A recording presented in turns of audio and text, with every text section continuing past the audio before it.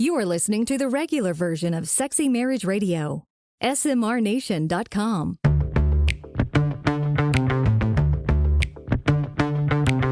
You've turned on Sexy Marriage Radio, where the best sex happens in the marriage bed. Here's your host, Dr. Corey Allen. Straight from the inbox, feedback at sexymarriageradio.com. There's a husband that has emailed in saying, I'm not sure if I've thanked you before, but a couple of years ago I heard you say that when you get turned down, stop acting like a puppy walking away with my tail between my legs. It just ain't sexy. This change in attitude continues to yield benefits in many aspects of my relationship and communication. It forces me to just suck it up and ask for what I want and push through my fears of her response. This allows me to share more of all of my thoughts and on our life. Sometimes I have to have self-talk and boost myself up in the moment if I get an undesirable response, but that's fine. I keep it positive and try to move on. By controlling my initial response and my body language, I do end up moving on and letting it go. I haven't imploded or melted into a puddle yet, so my fear becomes less caging. This keeps me from dragging things down and also gives her more freedom to respond. Thanks again. Keep telling us to buck up. We can do it, and the more we do it, the more we can do it. Well done. Well done. Indeed, because this is kind of the whole dynamic, isn't it? Where we go into marriage and we think things are going to unfold and they'll be just all seamless and there'll be a synergy there and it'll just continue, right? We'll feed off each other in positive ways. Right. But then, lo and behold, there's the other side of that thing. Right, and we do feed off each other in negative ways, right. too. Or I give too much credence to a response and it impacts me because I overreact or I take it personal or vice versa. And then you're each trying to just play defense with each other. And that's marriage. And so what we try to do here at Sexy Marriage Radio, if you're new to Sexy Marriage Radio, welcome. Where you been? Yeah. Glad you found us. Better late than never. But what we got going on here is just trying to talk about what goes on in married life, what goes on in your bedrooms. And the way we know exactly what to talk about is you let us know at 214-702-9565 or feedback at sexymarriageradio.com. And I'm going to put out a personal plea. What's that? I want to hear the voices more of the nation. I want to like getting a call in to actually hear hear tone. We get regular emails daily of questions, comments, topics, feedback, praise, whatever. And well, that's fantastic. That's been a thread throughout the entirety of Sexy Marriage Radio. Yeah. But I'd love to hear your voice. Yeah. And if you're concerned about, I might be recognized with my voice, it's okay. I can even alter it. Just leave a little note at the end of the voicemail, and I can alter the voice a little bit so you won't even know it was you. Beauty of technology. And a fun thing that can happen is it can create a dialogue that can go on, because we've had times where you're not alone in this, and this is part of why my.smrnation.com exists, is it's a chance to have a dialogue with other people in the nation, because while we're the hosts on the microphone at Sexy Marriage Radio, we're just also along for the ride in marriage too. So we've got our journey that we're working on as well. And so we want to invite you to come be a part of the nation even more, because I think that's what helps everybody be better. So coming up on today's regular free version of Sexy Marriage Radio is a couple of your questions. Some about music, which will be kind of fun. Okay, yeah, I'm looking forward to that. Our answers, plus another plea to the nation, because this is going to have to be a little bit more of a collaboration probably to help, because we have our experience in some regards, but there's more experiences available to pull from. And then on the extended version of Sexy Marriage Radio, which is deeper, longer, and there are no ads, you can subscribe at Hello. I've been doing this for how many years? I know. You can subscribe at smrnation.com/SMR Academy. We're going to have a conversation about when the low desire initiates. Good. Because we do that sometimes. All that's coming up on today's show.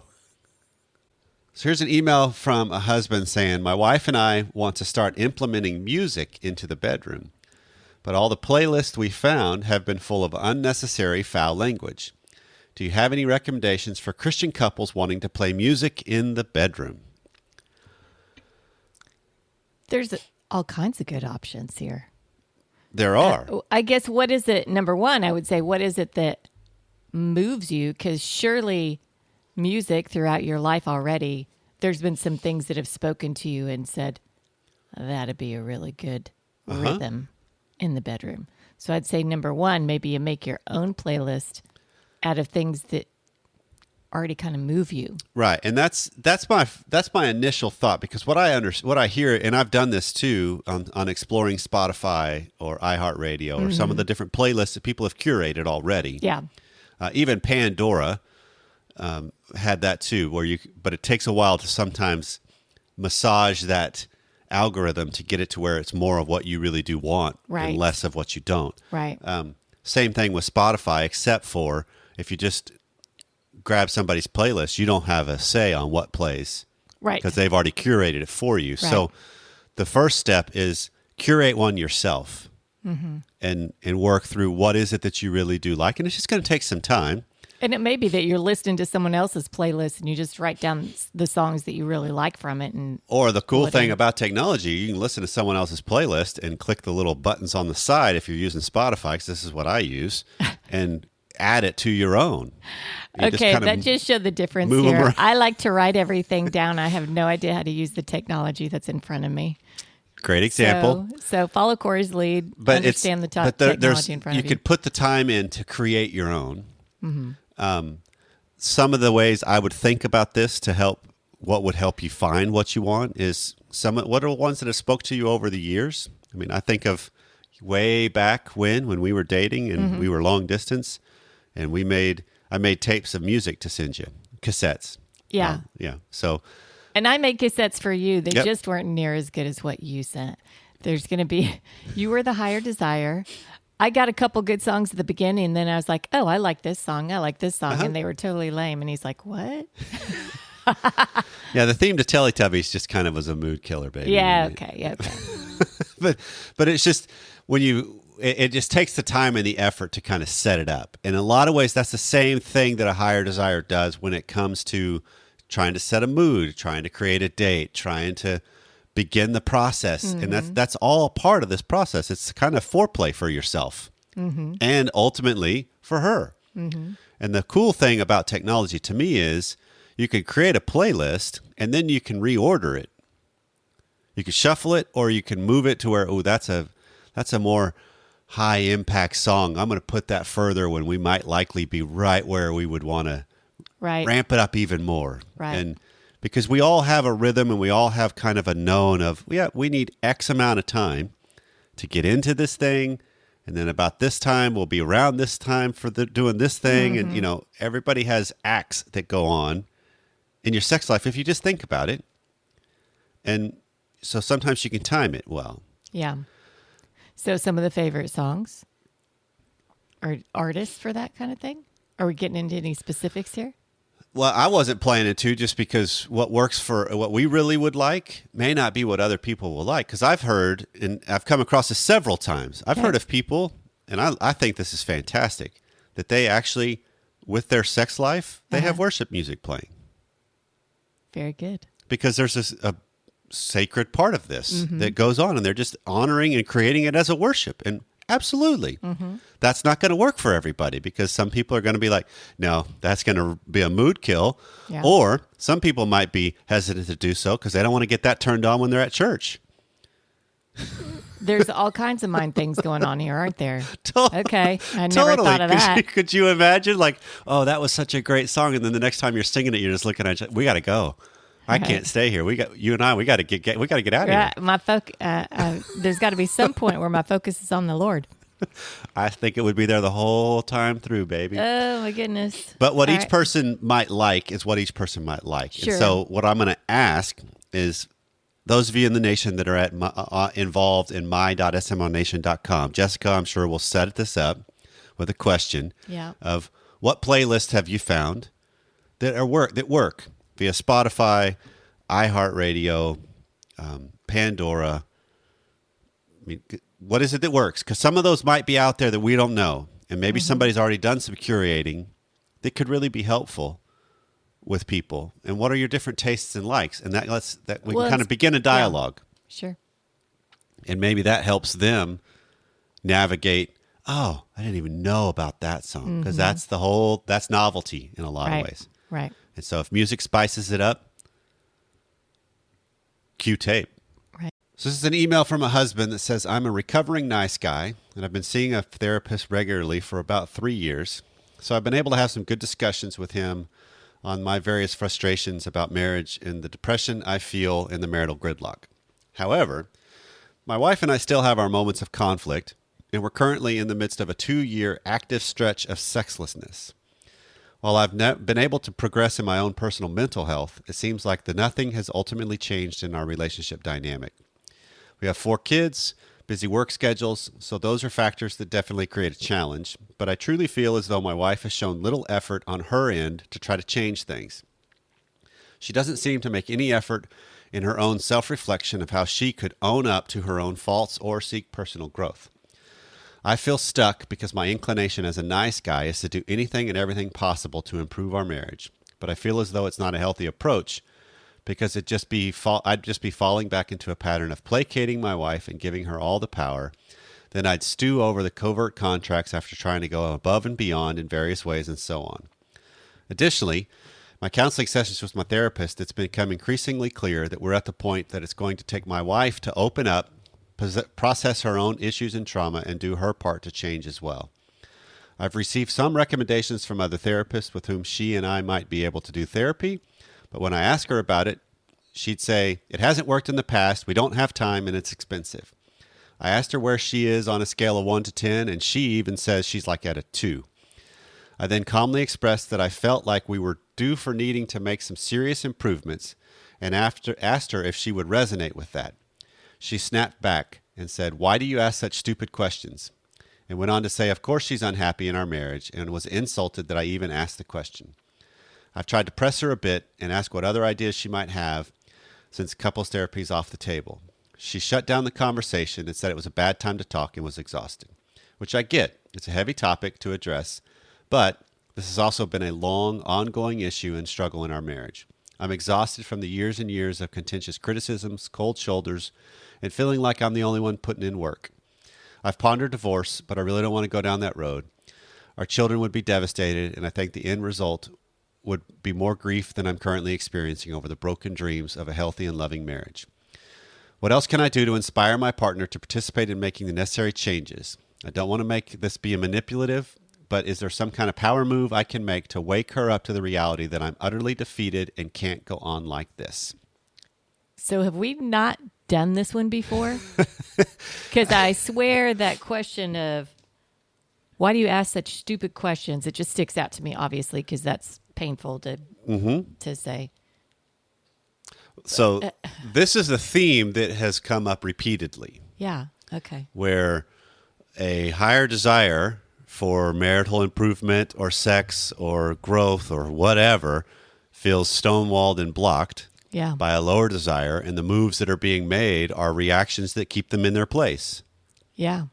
Right? So from the accounting and the way I log things, we have not done this specific email. And there's a couple of pieces in here that I wanted to pull out because they are different. Yeah, but it's just super similar to things Absolutely. That we hear, right? Because if you think about it, though, a lot of what we face in marriage is this on a continuum.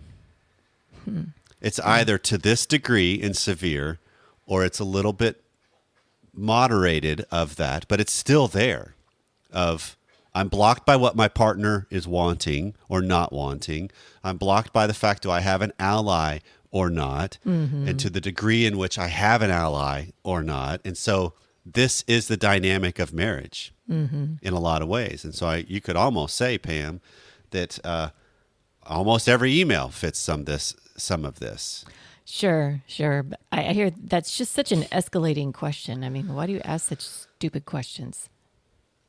I can see how someone would just fly off and boom, you totally then at that point get off the rails. Okay, so and you're not addressing that is a huge way to divert the topic. So in right? one way, it's a fantastic move to not really have to address it. Exactly. Right.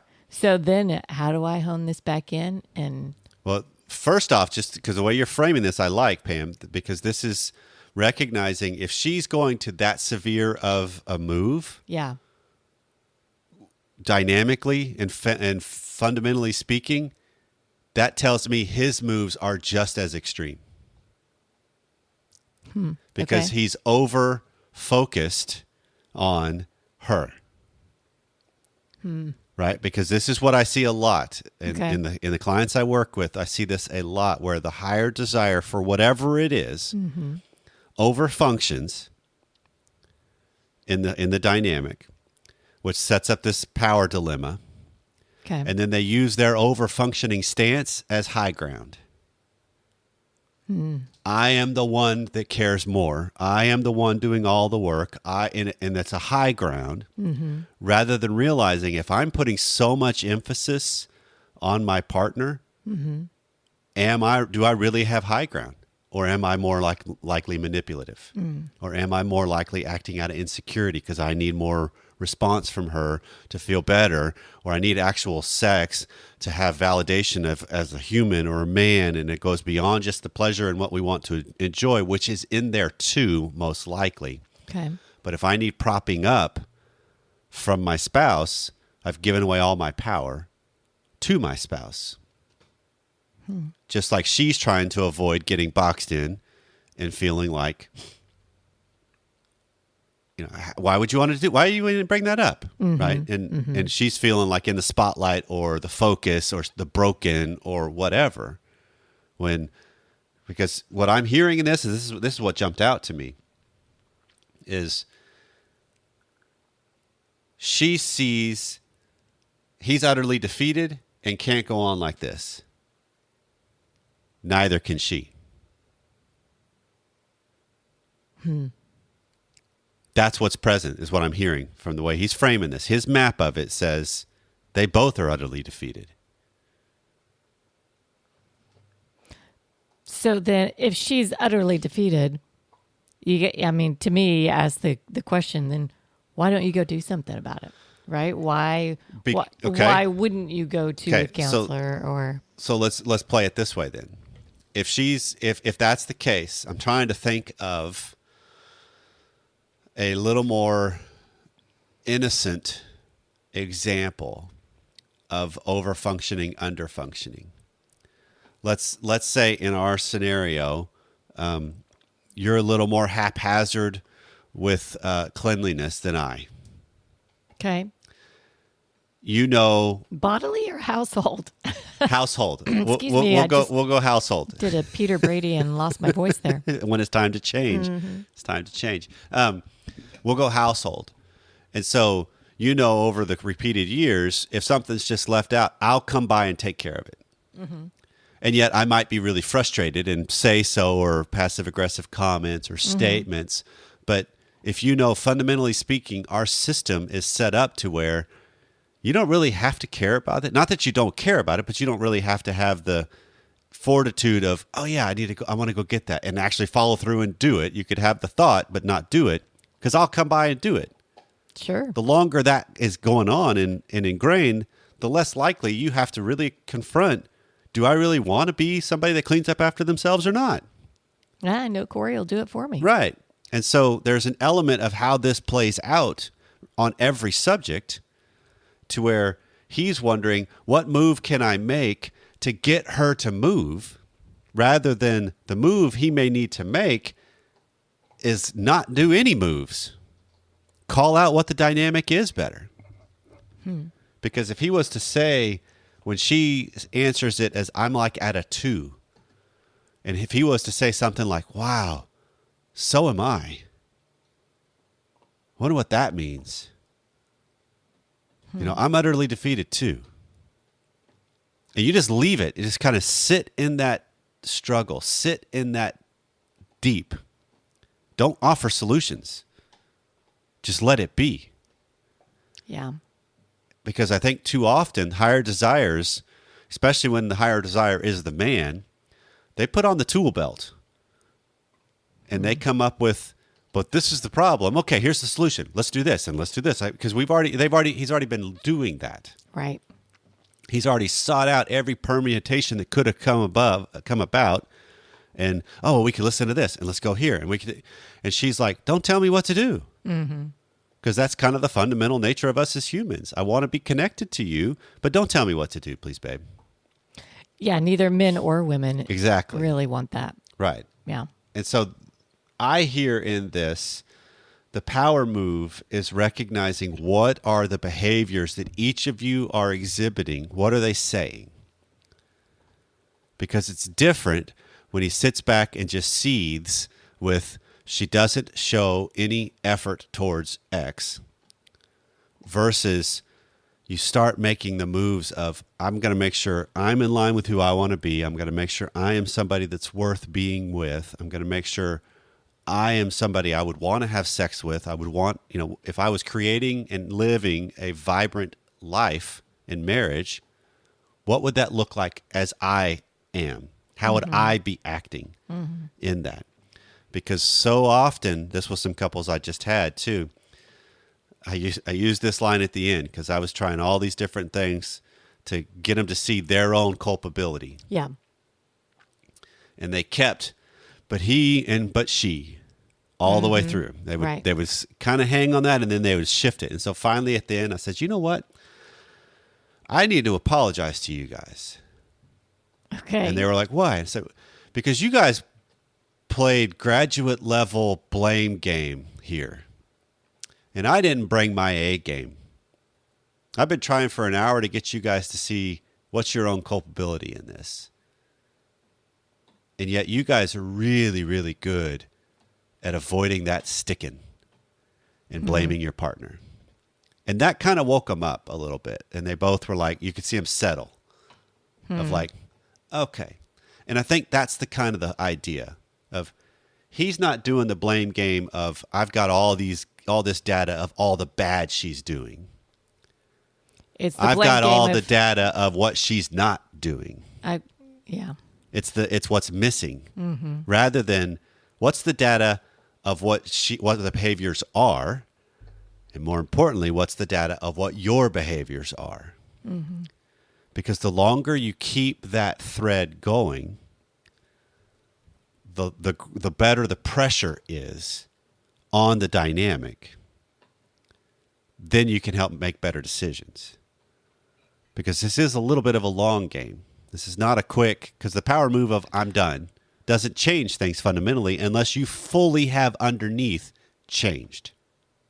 Well, right. And you don't change overnight. Nobody does. And you fully expect then, if I'm changing, your spouse is seeing it, they fully expect you to go back to how you have been for the last however many years. Right.